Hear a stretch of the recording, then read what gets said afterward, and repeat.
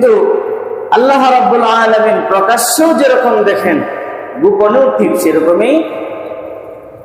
আল্লাহ বলেন, মা তাসকুতু মিন ওয়ারাকাতিন ইল্লা ইয়ালামুহা ওয়ালা হাববাতিন ফি যুলুমাতিল আরদ। আল্লাহ বলেন, জঙ্গলের মধ্যে যে হাজার হাজার লক্ষ লক্ষ গাছ আছে, ওই গাছগুলো থেকে কখন কোন পাতাটা ঝরে পড়ে আল্লাহ রাব্বুল আলামিন সেটা দেখেন, জানেন। সুবহানাল্লাহ। শুধু তাই নয়, কৃষকরা তাদের যে ক্ষেতের মধ্যে বীজ বপন করে, এই জমিনের নিচে গভীর অন্ধকারে একটি বীজ কতটুকু গজাচ্ছে, কতটুকু সে বেড়ে উঠছে, আল্লাহ রাব্বুল আলামিন সেটাও দেখেন।